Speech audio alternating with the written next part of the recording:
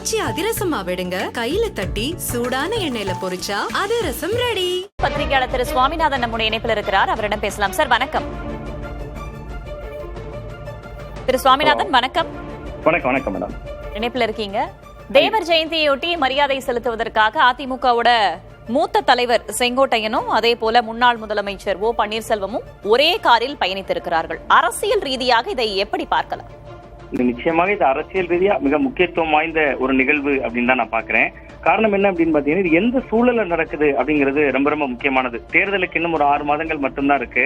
கடந்த காலங்கள்ல முக்குளத்தோர் சமூக மக்கள் கிட்ட எடப்பாடி பழனிசாமி அவர்கள் மேல ஒரு சில அதிருப்திகள் இருந்துச்சு. காரணம் ஓபிஎஸ் அவர்கள் வெளியேற்றம், டிடிவி தினகரன் அவர்கள் வெளியேற்றம், அதே போன்று பாத்தீங்கன்னா சசிகலா அவர்கள் ஓரங்கட்டப்பட்டதுன்னு பல விஷயங்கள் அதிருப்திகள் இருந்தது. ஆனா அவர் மக்களை தேர்ந்த அந்த ஒரு பரப்புரை பயணத்தை போகிறப்ப பாரத ரத்னா விருது அறிவிக்கணும் அப்படிங்கிற வேண்டுகோள் விடுத்ததா இருக்கலாம், மதுரை விமான நிலையத்துக்கு பசுமன் முத்துராமலிங்க தேவரையா அவர்களுடைய பெயரை சூட்டணுங்கிறதா இருக்கலாம். அது மாதிரி ஒரு மென்போக்க ஒரு சாஃப்ட் கார்னரை உருவாக்க தொடர்ந்து எடப்பாடி பழனிசாமி அவர்கள் முயற்சி எடுத்துட்டு இருந்தாரு. இந்த சூழல் தான் இது ரொம்ப முக்கியமான சூழல் அப்படின்னு நான் பாக்குறேன். ஏன்னா நேற்று தான் தமிழக வெற்றி கழகத்தினுடைய தரப்புல கிட்டத்தட்ட ஒரு மாதத்திற்கு பின்பு, ஒரு கனத்த மௌனத்துக்கு பின்பு நிர்மல்குமார் அந்த கட்சியினுடைய துணை பொதுச் செயலாளர் நேற்று செய்தியாளர்கள்ட்ட பேசுறப்ப ஒரு முக்கியமான விஷயத்தை பதிவு செஞ்சாரு. கூட்டணி விஷயத்தை பொறுத்த வரைக்கும் நாங்க 1 மாதத்துக்கு முன்பு என்ன நிலைப்பாடோ அதே நிலைப்பாடு தான் இப்பவும் அப்படின்னு எடுத்திருந்தாரு. அதற்கு முன்பாக பரப்புரைகள் முழுவதுமே எடப்பாடி பழனிசாமி ஒரு அஸ்திரத்தை எடுத்தாரு.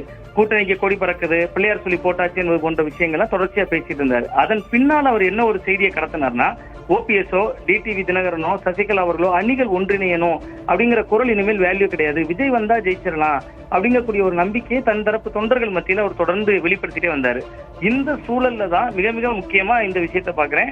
கிட்டத்தட்ட தாவேகா தன் கதவை மீண்டும் சாத்தி கொண்ட பின்பு செங்கோட்டையன் மீண்டும் தன்னுடைய பழைய கோஷத்தை கையில் எடுக்கிறதுக்கான ஒரு சூழலா இது நான் பாக்குறேன். ஏன்னா அதற்கு முன்பு அந்த தாவேகா இணையும் அப்படின்னு நம்ம பேசிட்டு இருந்த காலகட்டத்துல செங்கோட்டையன் அவர்களுடைய நிலைப்பாட்டிலே சிறு மாற்றங்கள் நம்ம பார்த்தோம். நான் ஒன்னும் 10 நாள் கெடு கொடுக்கல, தலைமைக்கு நான் ஒன்னும் 10 நாள் கெடு எதுவும் கொடுக்கலங்க, நான் கோரிக்கையா தான் வைத்தேன் அப்படின்லாம் பேசிட்டு இருந்தாரு. இன்றைக்கு விலக்கி வைக்கப்பட்டிருக்கக்கூடிய ஓ பன்னீர்செல்வம் அவர்களோட அவர் ஒரே கார்ல பயணிக்கிறார் அப்படிங்கிறது மீண்டும் தாவேகா வராத சூழல்ல, தாவேகா வரவில்லை என்பதை அவர்கள் நேற்றைய செய்தியாளர் சந்திப்பில் உறுதிப்படுத்தியிருக்கிற சூழல்ல அதிமுகவோட அணிகள் இணைப்பு கோஷம் மீண்டும் செங்கோட்டையன் அவர்கள் கையில் எடுக்கிறதுக்கான வாய்ப்பு இருக்கு.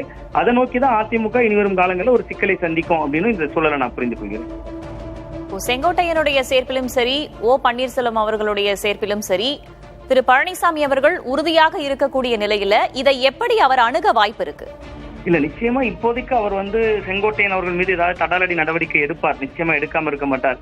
ஏன்னா கடந்த முறையே அவர் செய்தியாளர்களை சந்தித்த பொழுது செங்கோட்டையன் அந்த கட்சியில அந்த மண்டலத்துல ஒரு சீனியர் என்பதை கடந்து ரொம்ப துணிச்சலாகத்தான் அவர் கெடு விதித்தவரை மாவட்ட செயலாளர் பொறுப்புல இருந்து விடுவித்தார். உடனடியா புதிய மாவட்ட செயலாளர் நியமித்தார். ஆனா இன்றைக்கு சூழல் ஒரு நெருக்கடியான சூழல். உங்களுக்கு நேற்று வரை விஜய் வருவார், விஜய் வந்து விடுவார் என்று ஒரு பெரிய எதிர்பார்ப்போட அந்த இயக்கம் இருந்துச்சு. ஆனா அதற்கான வாய்ப்புகள் அடைக்கப்பட்டிருக்கிற நிலையில செங்கோட்டையன் அவர்கள் இந்த முன்னெடுப்பை எடுப்பதனால இன்றைக்கு நடவடிக்கை எடுக்கலாம். ஆனால் அவர் ஏதோ ஒரு நெருக்கடிக்குள்ள எடப்பாடி பழனிசாமி அவர்கள் தள்ளிவிடப்படக்கூடிய சூழல் தெரியுது. ஏன்னா உங்களுக்கு விஜய் வரல, கட்சியை பலப்படுத்தணும். அப்ப கட்சியை பலப்படுத்த வேண்டும் என்றால் ஓபிஎஸ், டிடிவி, சசிகலா போன்றவர்கள் உள்ள இருந்தாங்கன்னா ஒருவேளை இந்த அணி கொஞ்சம் வலிமை பெற்றதாக வரும் அப்படிங்கிற நம்பிக்கையை செங்கோட்டையன் தரப்பு விதைக்க முயற்சிப்பார்கள். அது எடப்பாடி பழனிசாமி அவர்களுக்கு ஒரு நெருக்கடிய சிக்கல் உருவாக்கும். பட் இன்றைய நாள்ல சேர்ந்து பயணிப்பதுல எடப்பாடி பழனிசாமி அவர்கள் நிச்சயமா நடவடிக்கை எடுப்பார் அப்படின்னு தான் நான் பாக்குறேன். செங்கோட்டையன் அவர்கள் மீது மீண்டும் ஒரு நடவடிக்கை இருக்கும் அப்படின்னு பாக்குறேன். டிடிவி தினகரனும் இதில் இணைய இருப்பதாகவும் தகவல் வெளியாகி இருக்கிறது. எனில் மூவரும் சேர்ந்து ஒரு கூட்டணிக்கான அச்சாரத்தை போடுவதற்கான வாய்ப்பு இருக்கிறதா? எனில் அது எவ்வாறாக அமையும்? இல்ல, மூவரும் சேர்ந்தாலுமே அவர்கள் ஏற்கனவே அவர்கள் முன்னரே தெரிவித்திருந்தார். டிடிவி தினகரன் அவர்களே டிசம்பர் மாதத்துலதான் முடிவெடுப்பேன்னு சொல்லியிருந்தாரு. அப்ப அதை நோக்கிதான் அவர்கள் நகர்றாங்க. இப்ப ஏன்னா நீங்க பாக்கலாம், இது அவர்கள் முன்பே திட்டமிட்டதாக கூட இருக்கலாம். பசுமன் முத்துராமலிங்க தேவரையா அவர்களுக்கு இன்றைக்கு ஒரு குரு பூஜை நாள். இந்த நாள்ல அதற்கான ஒரு அச்சாரம் போட்டிருக்காங்கிறதா ரொம்ப ரொம்ப முக்கியமானது. அப்ப இன்றைய நாள்ல டிடிவி தினகரனும் அவர்களோடு இணைகிற பொழுது அது வெகுவா கவனிக்கப்படும். ரொம்ப குறிப்பா இந்த முக்குளத்தோர் சமூக மக்கள் மத்தியில கவனிக்கப்படும். தெற்குக்கு முக்குளத்தோர் சமூகம், அங்கே அது மாதிரி கொங்கு மண்டலத்திற்கு செங்கோட்டையன் அவர்கள் தலைமையில அவருடைய சமூகம்னு ஒரு கணக்கு போட்டிருக்கலாம்.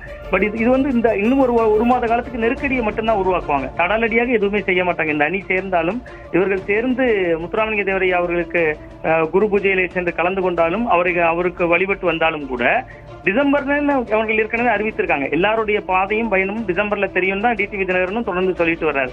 அதனால அடுத்து வருகிற 1 மாத காலத்திலையும் நாங்க இதை செய்து விடுவோம், அதை செய்து விடுவோம் என்கிற சமீட்சைகளை மட்டும்தான் கொடுப்பாங்க அப்படின்னு நான் பாக்குறேன். இப்ப பாஜக இதை எப்படி அணுக வாய்ப்பு இருக்கிறது? ஏன்னா பழைய நண்பர்கள் ஒரே காரில் சென்றார்கள் என்பதாக நயினார் நாகேந்திரன் கூறியதாகவும் ஒரு தகவல் இருக்கிறது. ஏனென்றால் பன்னீர்செல்வமும் சரி செங்கோட்டையனும் சரி ஒரு காலத்தில் அந்த கூட்டணியில் இருந்தவர்கள் என்பதன் அடிப்படையில், டிடிவி தினகரனும் சரி கூட்டணியில் இருந்தவர்கள் என்பதன் அடிப்படையில் பாஜக எப்படி அணுக வாய்ப்பு இருக்கு? இல்ல, நிச்சயமாக பாஜக தாவேகா வரும் என்று பாஜக தரப்பு நம்பியிருப்பாங்கல்ல. நிச்சயமாக இந்த இவ்வளவு நாள் கடந்த ஒரு மாத கால அரசியல் நிகழ்வுகள்ல கரூர் சம்பவத்துல விஜய் அவர்கள் தான் எதுவுமே பேசல. ஆனா விஜய்க்காக வாலண்டியராகவே தொடர்ச்சியா கருத்துக்களை, ஆதரவு கருத்துக்களை எடப்பாடி பழனிசாமி அவர்களும் பாஜக தரப்புமே பேசிட்டு இருந்தாங்க. நயினார் நாகேந்திரன் உட்பட எல்லாருமே தொடர்ச்சியா பேசிட்டு இருந்தாங்க. இப்ப விஜய் வரல என்று வருகிற பொழுது இந்த அணி திமுகவை எதிர்கொள்வதற்கான ஒரு அணியா என்கிற ஒரு கேள்வி நிச்சயமா பாஜகக்குள்ள வரும். அவ மீண்டும் அந்த இணைப்பு கோஷத்தை அவர்கள் வலியுறுத்துகிற பொழுது அது ஒரு கட்டத்துக்கு மேல நீங்க ஒரு வலுவான அணியா அமையணும் என்கிற புள்ளியில் பாஜக சில சமரசங்களை செய்வதற்கு எடப்பாடி பழனிசாமி அவர்களை அணுகலாம் அப்படின்னு நான் பாக்குறேன். ஏன்னா நீங்க தாவேகா வந்திருந்தா கதை வேற. அவர்கள் நேற்று அந்த நிர்மல்குமார் பேட்டி மட்டும் கொடுக்காமல் இருந்திருந்தால் இன்றைக்கு இந்த அரசியல் சூழலே இப்படி உருவாகி இருக்குமா என்பது எனக்கு ஒரு பெரிய கேள்விக்குறியா தான் நான் பார்க்கிறேன். ஏன்னா நேற்று அவர் தெளிவுபடுத்தி விட்டார். நாங்க ஒரு மாதத்துக்கு முன்பு என்ன நிலைப்பாடோ அதே நிலைப்பாடு என்று சொல்லிவிட்டார். அப்படி சொல்லிட்டதுனாலதான் இப்ப இன்னொரு சாய்ஸ் வருது. நீங்க அமைதியாக இருந்த செங்கோட்டையன் மீண்டும் மீண்டும் அதிமுகவுக்குள் ஒதுக்கப்பட்டவர்களை மீண்டும் போய் அவர் சந்திக்கிறாரு, ஒரே கார்ல பயணிக்கிறார். இப்பொழுதும் அவர் அதிமுகவுடைய சட்டமன்ற உறுப்பினர், ஒரு மூத்த கட்சியினுடைய உறுப்பினர் தான். பட் அவர் இப்படி சந்திப்பது என்பது அடுத்தடுத்து பெரிய விளைவுகளை நிச்சயமா அதிமுகவுக்குள்ள ஏற்படுத்தும். அது மட்டும் இல்லாம பாஜக இதை ரசிக்கத்தான் செய்வாங்க இப்போதைய சூழல்ல. ஏன்னா உங்களுக்கு விஜய் வரல என்கிற பொழுது இவர்கள் இணைந்து சந்திக்கணும்னு ஒரு பாஜக ஒரு கணக்கு வைத்திருப்பாங்க. அதனால் பாஜகவுமே அவர்கள் தரப்பு குரலை பேசுவாங்கன்னு தான் நான் பாக்குறேன். அதுக்கு எல்லாம் தான் இந்த டிசம்பர் வரைக்குமான காலக்கெடு அப்படின்னு புரிஞ்சுக்கிறேன்.